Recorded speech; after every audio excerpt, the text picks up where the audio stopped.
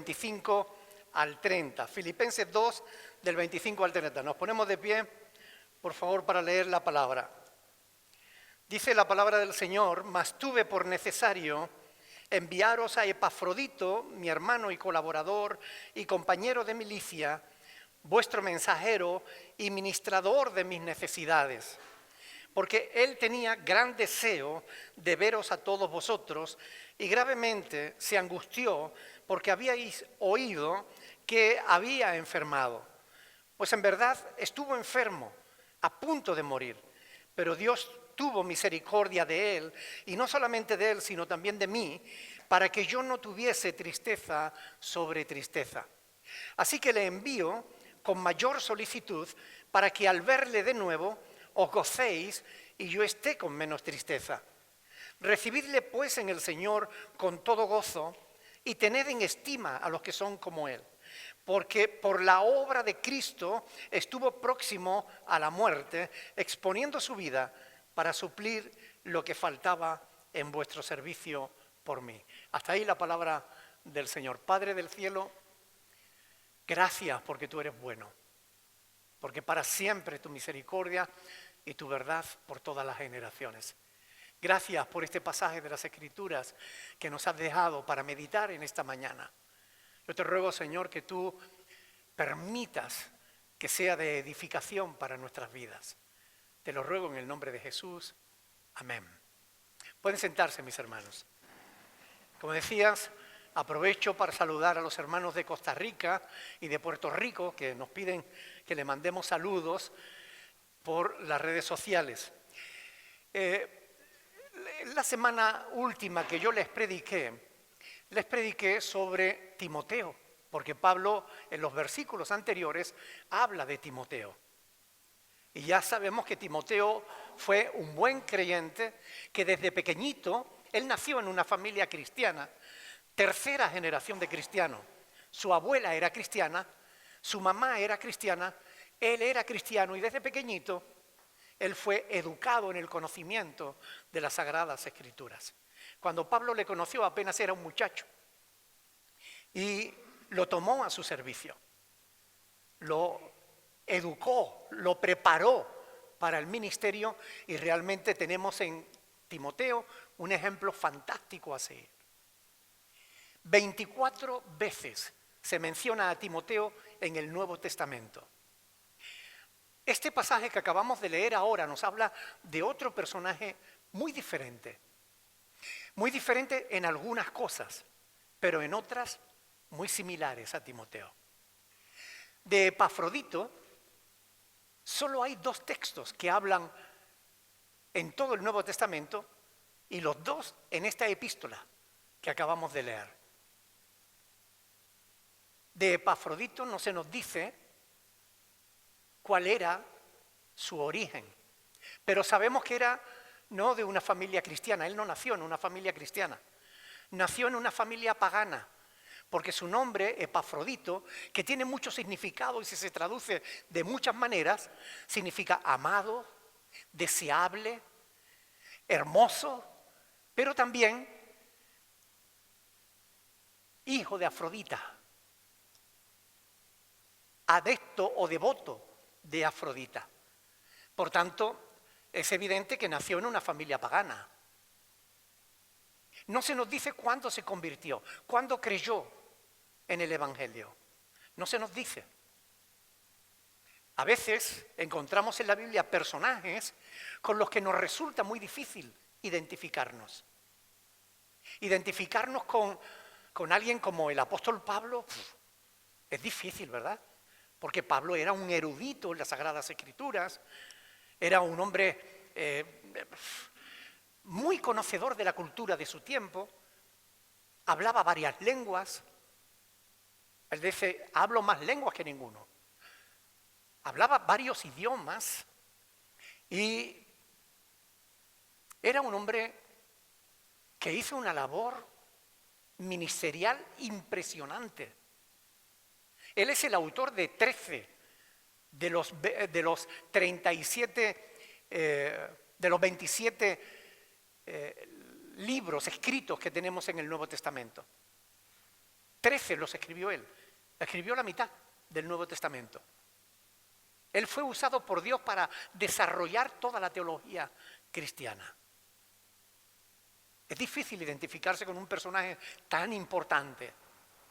Incluso es difícil a veces identificarse con un personaje como Timoteo, porque no muchos de nosotros hemos nacido en familias cristianas. Algunos sí, pero muy poco. La mayoría de nosotros crecimos en familias que no eran cristianas en el sentido bíblico. Eran religiosas, pero no sabían nada de Dios en realidad. Y es difícil identificarse con alguien como Timoteo, que desde muy jovencito empezó a servir a Dios y fue usado por Dios grandemente. Pero Epafrodito es diferente. Un hombre que conoció al Señor, no se nos dice cuándo, no se nos dice ni siquiera cuál era su papel dentro de la iglesia de Filipo. No se nos dice si tenía alguna responsabilidad o no.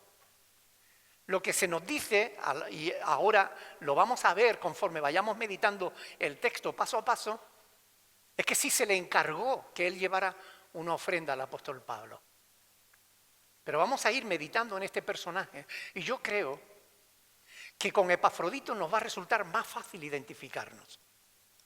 Porque es un personaje casi anónimo. Un personaje con el que cualquiera de nosotros podríamos sentirnos identificados. Vayamos paso a paso. Mas tuve por necesario enviaros a Epafrodito. Y escuchen bien la descripción que Pablo da de este hombre. Dice, mi hermano y colaborador y compañero de milicia, vuestro mensajero y ministrador de mis necesidades. En tan poco espacio, el montón de información que Pablo nos ha dado. Mi hermano. Se refiere en la fe, claro. No era su hermano de sangre. Era hermano en la fe, como nosotros somos hermanos. Sin embargo, ustedes y yo sabemos que hoy en día esa expresión está muy devaluada. Hoy en día se le llama hermano a muchas personas que no merecen ese reconocimiento. Incluso las gentes que no creen en Dios se llaman hermanos entre sí. ¿Qué tal, brother? ¿Cómo estás, hermano? Hoy en día se ha perdido el verdadero sentido de esa expresión. Pero cuando Pablo dice mi hermano, está reconociendo que Epafrodito era un verdadero cristiano, una persona que había nacido de nuevo, que había tenido una experiencia genuina con Cristo, que había transformado su vida. Pablo era un hombre de discernimiento. Pablo no llama a mi hermano a cualquiera. Él sabía que Epafrodito realmente era un verdadero hermano en la fe. Cada uno de nosotros, a la luz de pasajes como estos, cuando leemos la Biblia, tenemos que preguntarnos a nosotros mismos, ¿soy yo un verdadero hermano de mis hermanos? ¿Realmente hay evidencias en mi vida que demuestren que he nacido de nuevo? ¿De verdad Dios ha cambiado mi vida? ¿Hay un antes y un después de que yo conociera el Evangelio? ¿Soy hermano?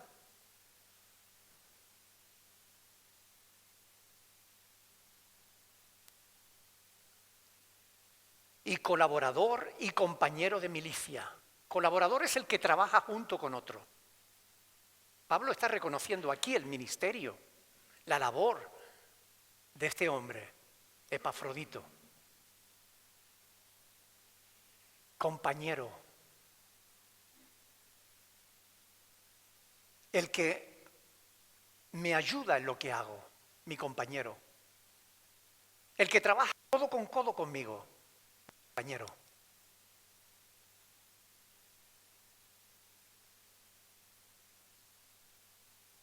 ¿Somos compañeros?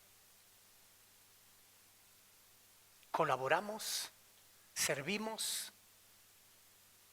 Epafrodito lo era. Él fue enviado a llevar una ofrenda al apóstol. Pero cuando llegó a Roma y le entregó la ofrenda al apóstol, no creo que le entregara la ofrenda de golpe, porque por la situación en la que Pablo estaba, seguramente si él hubiera tenido el dinero, los soldados se lo hubieran quitado. Epafrodito fue allí y se quedó con él, porque dice ministrador también, lo dice más adelante, y vamos a ver eso. Pero dice colaborador y compañero de milicia. Con esta expresión militar, Pablo está diciendo el que lucha conmigo, no el que lucha contra mí, porque es compañero de milicia. Juntos luchamos la batalla de la fe, peleamos la buena batalla de la fe. Compañero de milicia. ¿Somos compañeros de milicia? ¿Estamos peleando la batalla de la fe? Todas estas cosas están escritas para nuestra enseñanza, dice Pablo. Todas las cosas que se escribieron antes para nuestra enseñanza se escribieron. Y nosotros tenemos que, cada vez que leemos la Escritura y leemos algo, tenemos que preguntarnos a nosotros mismos. Porque la palabra de Dios está ahí precisamente para eso, para nuestra meditación, para nuestra reflexión. Y cuando nos hacemos preguntas a nosotros mismos, somos edificados, somos corregidos, somos estimulados.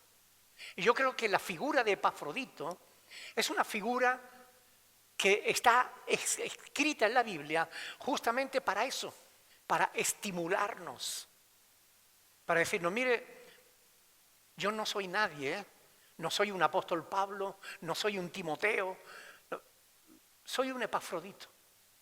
No soy nadie, pero puedo servir a Dios. Puedo colaborar en la obra de Dios.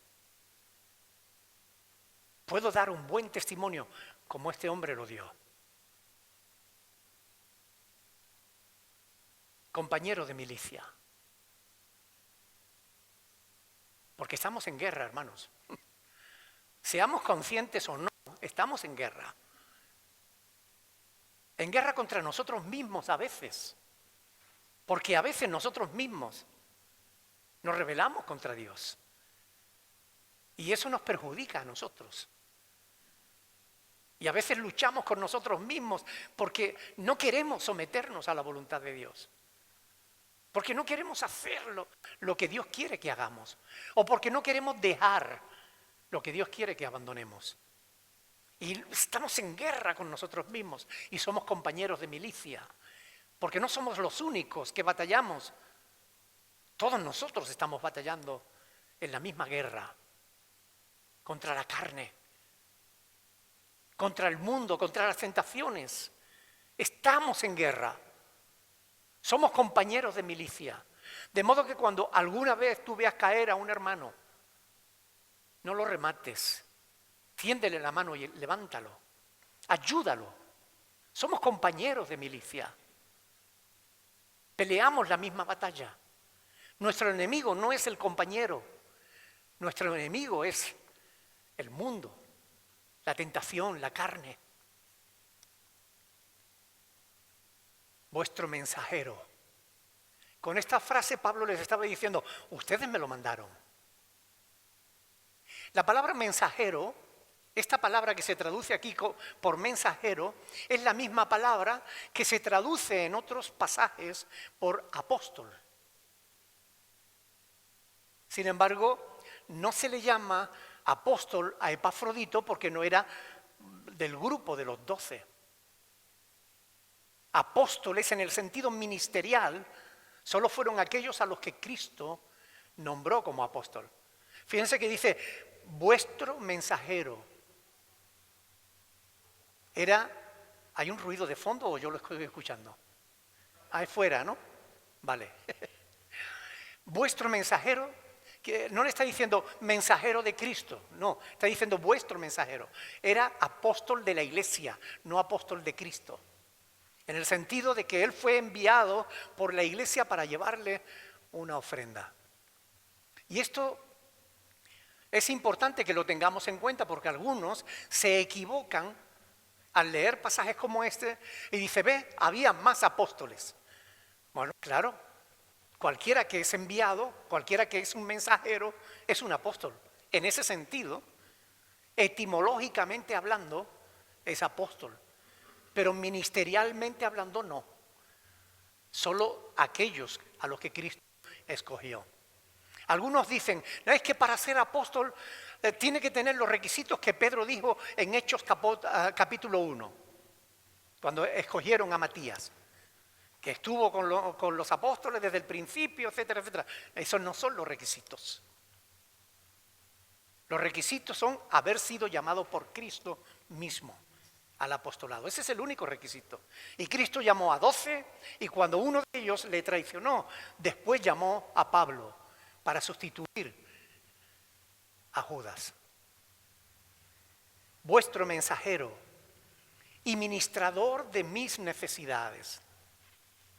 Miren, Epafrodito tenía que ser una persona realmente fiable, confiable. Debía ser una persona de total confianza. Porque la ofrenda que le enviaron a Pablo desde Macedonia no fue una ofrenda pequeña. Le permitió a Pablo estar viviendo en una casa alquilada durante 2 años. Lo cual quiere decir que debió ser una suma cuantiosa. Por eso decía antes que no creo que le entregaran todo el dinero a Pablo y bueno, Pablo, aquí te traigo esto de la iglesia de Filipo, me marcho. No. Epafrodito fue enviado para estar allí y ayudar al apóstol Pablo y administrar sus bienes. Y Epafrodito se quedó en Roma. Y esto nos habla de que Epafrodito debía ser una persona de carácter, no un apocado. Si no, no se atrevería a hacer un viaje como ese en aquel tiempo. Mire, ustedes y yo sabemos que si hoy queremos enviar un mensaje a alguien, cogemos el celular, marcamos el WhatsApp y le hemos enviado instantáneamente un mensaje. Y llega de aquí a cualquier parte del mundo, ¿verdad? No cuesta nada. En un segundo ponemos un mensaje y en un segundo lo recibe el otro. Si queremos enviar una ofrenda a alguien, aún de una parte del mundo a la otra, ponemos un giro, lo podemos hacer incluso desde el ordenador de nuestra casa. A través de PayPal o a través de Western Union, enviamos un giro a alguien y al momento esa persona lo recibe. Pero en aquella época no era así. En aquella época había que coger el dinero, guardárselo y ponerse en camino. Y desde Filipo hasta Roma había un largo trayecto, donde los caminos estaban llenos de ladrones. Por tanto, Epafrodito tenía que ser una persona valerosa, capaz de poder llevar esa ofrenda sin problema. Y capaz de, cuando llegó a Roma, ponerse en contacto con los demás hermanos de la iglesia en Roma, para involucrarlos en la tarea de cuidar del apóstol, que estaba preso. El siervo de Dios, que 10 años antes había fundado la iglesia en Filipo.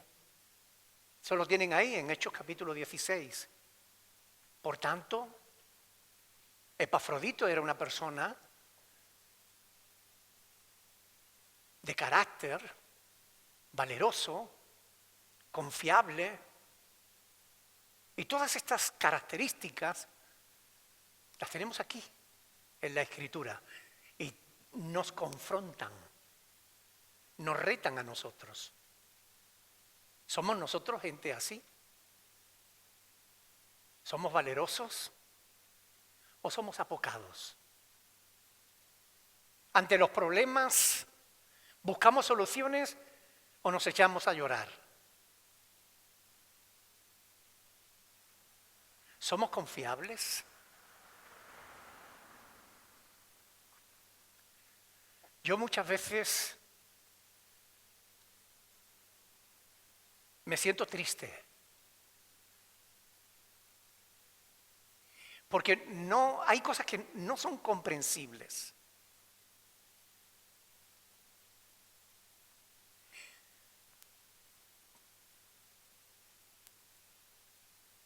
Hay creyentes o personas que dicen que son creyentes que vienen a las iglesias y están en la iglesia durante mucho tiempo, pero no han tenido una experiencia con Cristo. Sí, aprenden el lenguaje que yo digo evangeloide, aprenden a hablar como un evangélico, aparentemente es un evangélico, es un creyente, pero después, ¿cómo es posible que en la iglesia se pierdan cosas? Por poner un ejemplo, ¿cómo es posible que se pierdan cosas? ¿Cómo es posible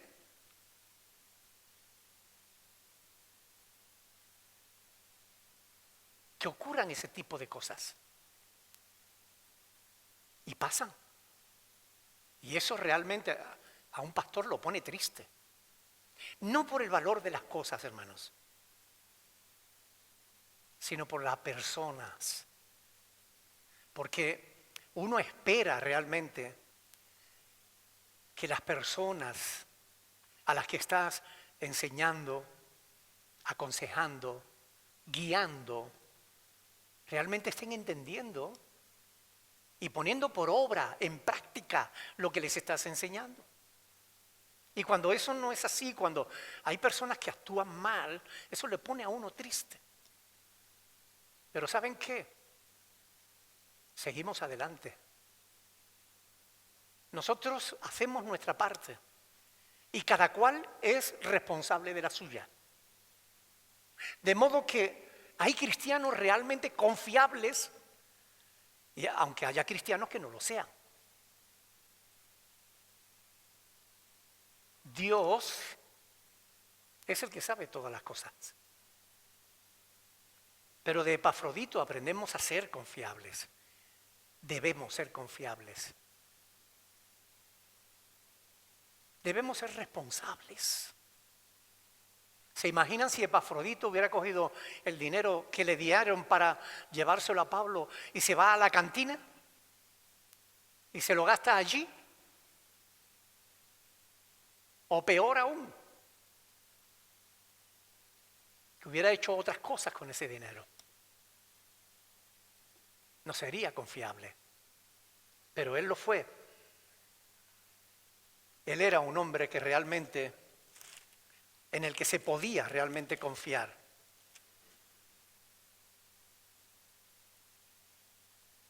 Vuestro mensajero y ministrador de mis necesidades.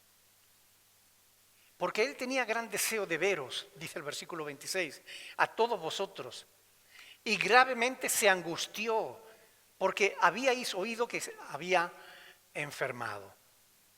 Es decir, él tenía un gran deseo de volver otra vez a Filipo. Y es en el versículo siguiente donde se nos dice que en verdad estuvo enfermo a punto de morir. Pero Dios tuvo misericordia de él, y no solamente de él, sino también de mí, para que yo no tuviese tristeza sobre tristeza.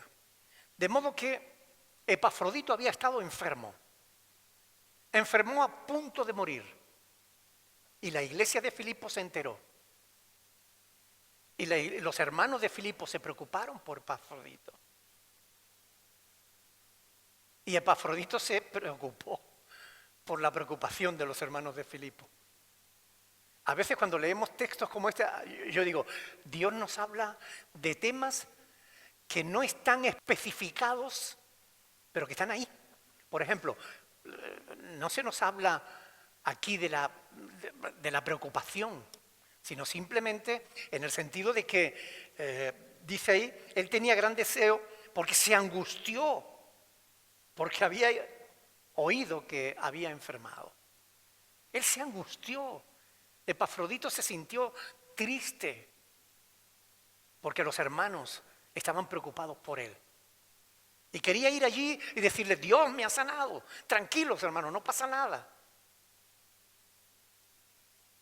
Por eso él tenía gran deseo de ir. Y Pablo lo dejó marchar. Dejó que fuera, que volviera a Filipo.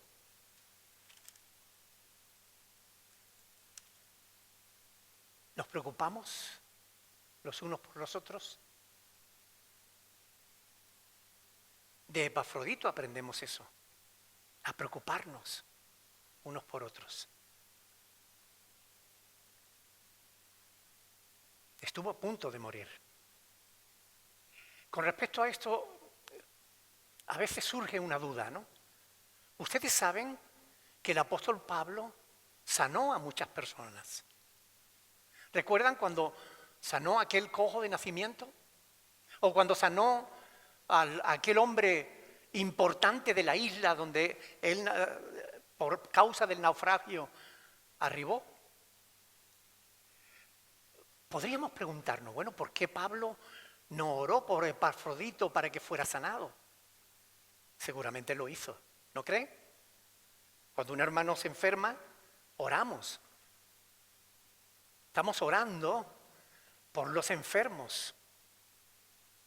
Pero la cuestión es que cuando Pablo sanó al cojo, o cuando Pablo sanó al padre de aquel hombre importante de la isla, no fue Pablo quien lo sanó. ¿Quién fue? Dios. Dios es el que sana.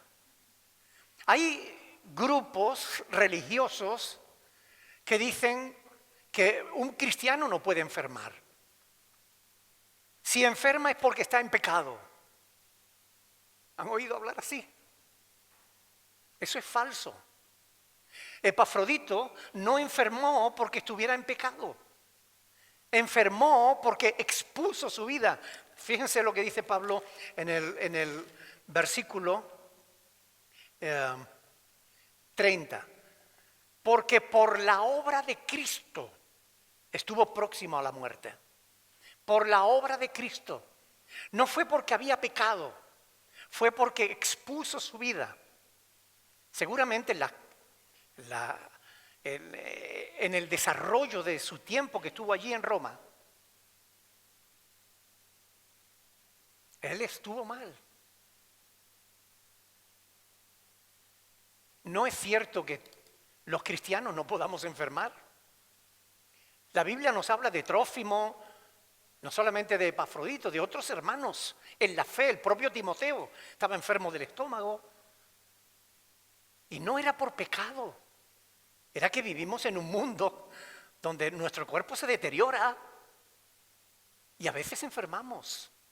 No porque hayamos pecado. Es verdad que hay enfermedades que se derivan del pecado. Por ejemplo, si una persona pues contrae el SIDA porque se está inyectando con jeringa dentro, pues es lógico que esa enfermedad que él contrae, la contrae por su pecado. O que si una persona se dedica a beber sin control, puede que enferme del hígado. Pero no todas las enfermedades tienen una relación directa con el pecado. Y esto es importante que lo entendamos, para que no acabemos acusando a alguien injustamente. También hay personas que piensan que los cristianos tenemos que sanar a todo el mundo. Y no somos nosotros los que sanamos. Pablo no sanaba. Yo no sano, tú no sanas. El que sana es Dios. Y cuando Él quiere. Y no siempre Dios quiere sanar. Porque a veces Dios tiene otro propósito con las personas. Para nosotros, los seres humanos, sobre todo para la gente que no cree en Dios, la muerte es una desgracia. Pero desde la perspectiva de Dios, la muerte es sacar a la gente de un mal sitio y ponerlo en algo mejor. Por tanto, además todos Tarde o temprano vamos a morir, hasta a no ser que venga Cristo antes y nos lleve con Él.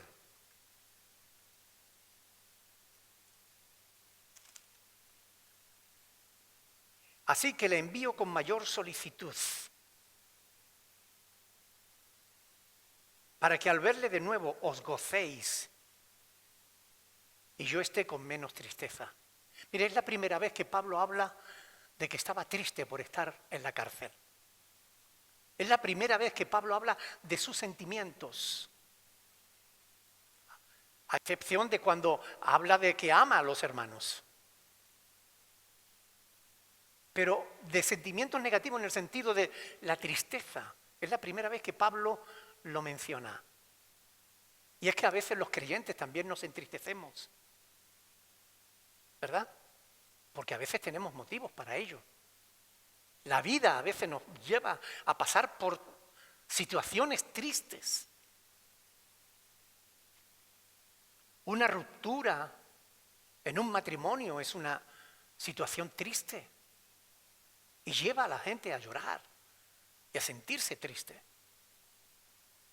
La muerte de un ser querido nos hace sentirnos tristes.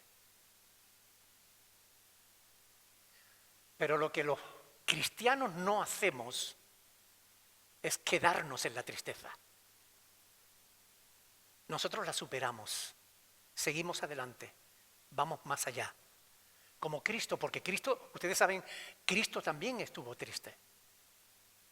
Mateo capítulo 26, versículo 38, dice que Cristo estaba tan triste que deseaba morirse. Mi alma está muy triste hasta la muerte. Pero Cristo superó su tristeza. ¿Cómo? Yendo al Padre. Y diciéndole, Padre, si es posible, pasa de mí esta copa, pero que no sea mi voluntad sino la tuya. Y cuando nosotros hacemos exactamente lo mismo, superamos nuestra tristeza. Cuando hacemos exactamente lo mismo, cuando buscamos a Dios en medio de nuestra tristeza, en la situación que nos entristece, cuando buscamos a Dios de todo corazón y aceptamos la voluntad de Dios por encima de la nuestra tristeza queda atrás y nosotros la superamos. No nos estancamos, no nos quedamos a vivir en la tristeza, porque la tristeza, si no sales de ella, se convierte en una depresión patológica que puede llevarte a la muerte. Y nosotros no somos de los que se dan por vencidos. Somos de los que nos aferramos a la mano de Dios y seguimos adelante. Amén. Así que le envío con mayor solicitud, dice versículo 29, recibidle pues en el Señor con todo gozo y tened en estima a los que son como Él, a los que son como Epafrodito. Muchos ni siquiera habían oído hablar de Epafrodito. Y fíjense, Pablo le está diciendo a la iglesia en Filipo que estimen, que tened en estima a los que son como Él, como Epafrodito. Porque por la obra de Cristo estuvo próximo a la muerte, exponiendo su vida para suplir lo que faltaba en vuestro servicio por mí. Un hombre confiable, un hombre de Dios, casi anónimo, pero un hombre que es un buen ejemplo a seguir. Y nosotros tenemos que superarnos cada día. Porque es la voluntad de Dios. La palabra de Dios está aquí, como decía antes, para nuestra enseñanza. Tenemos que seguir adelante, hermanos. Dando gracias a Dios por personas como Epafrodito, que nos dejaron el camino bien marcado, que nos muestran cuál es la voluntad de Dios para nuestras vidas. La voluntad de Dios es que podamos identificarnos con este varón de Dios, que podamos seguir adelante en nuestra vida rectificando el rumbo. La palabra de Dios lo que hace es eso. Es como el GPS que nos dice la siguiente a la derecha. Y nosotros giramos y nos lleva al lugar donde queremos ir. Bueno, el GPS falla, pero la palabra de Dios no. El GPS muchas veces nos manda a sitios donde no existen. Coja a la derecha y a la derecha no hay nada. Ya ha llegado a su destino y no, el GPS no es fiable, pero yo te puedo asegurar que la palabra de Dios sí lo es. Y si sigues las instrucciones de la palabra de Dios, si sigues la exhortación que el apóstol Pablo nos está haciendo a ser imitadores de Epafrodito, yo te aseguro que eso va a beneficiar tu vida espiritual. Te va a hacer mejor persona, te va a hacer mejor cristiano. Epafrodito estuvo dispuesto a jugarse la vida por cumplir con la función, con la misión que le habían encomendado. Se jugó la vida por ayudar al apóstol Pablo. Por causa de eso estuvo gravemente enfermo, a punto de morir.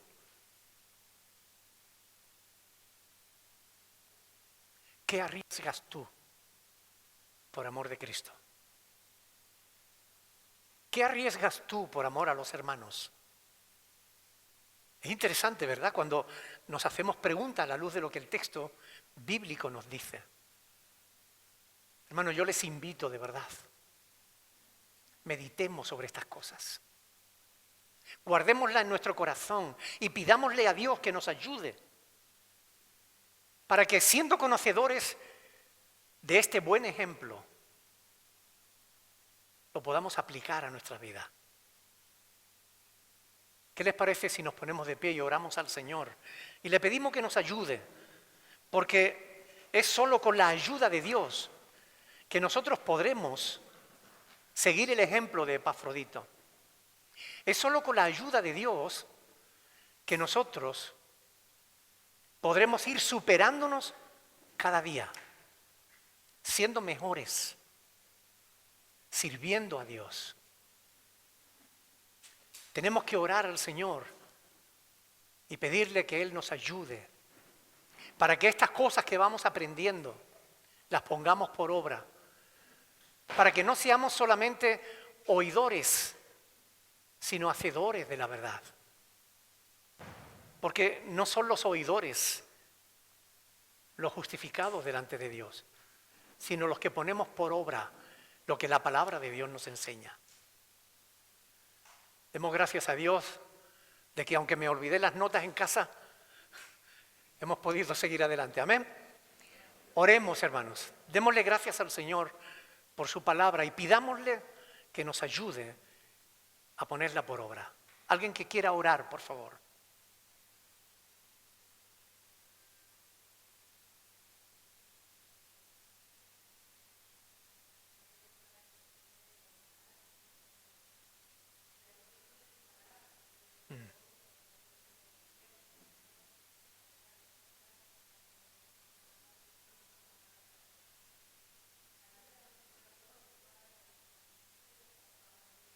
Bendito sea tu nombre, Señor.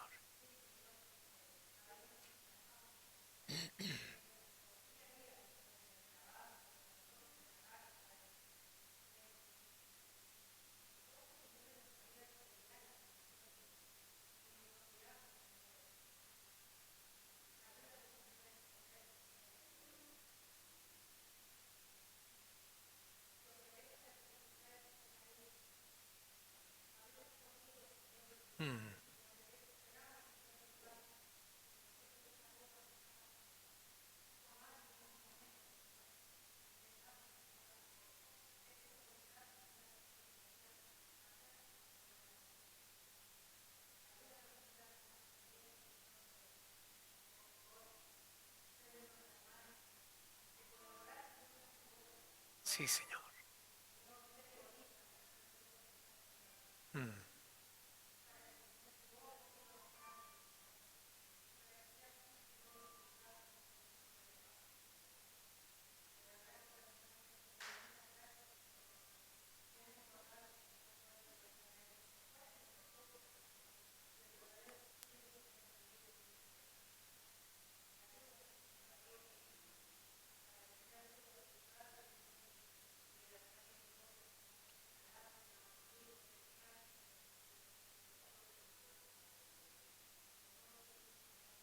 Amén. Aleluya. Oh, gloria a tu nombre, Señor.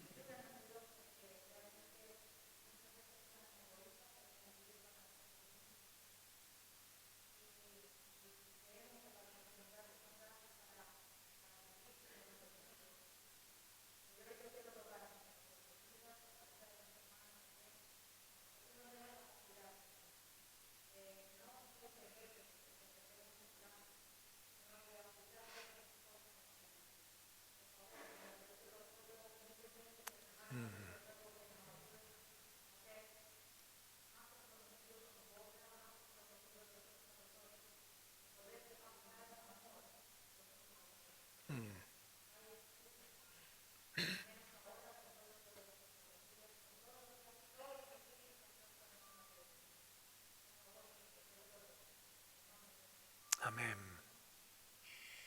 Padre del cielo, muchas gracias por tu amor y por tu misericordia. Gracias por tu verdad. Gracias, Señor, porque tú eres bueno y nos ayuda en todas las cosas. Ayúdanos a poner por obra tu palabra, Señor. Ayúdanos a no olvidarla, Padre. Ayúdanos a seguir el ejemplo de Epafrodito, Señor. Te lo rogamos en el nombre de Jesús. Que podamos ser de estímulo para otras personas. Que podamos ser serviciales como Él. Que podamos ser confiables como Él. Señor, en el nombre de tu Hijo amado. Amén. Amén. Pueden sentarse, mis hermanos.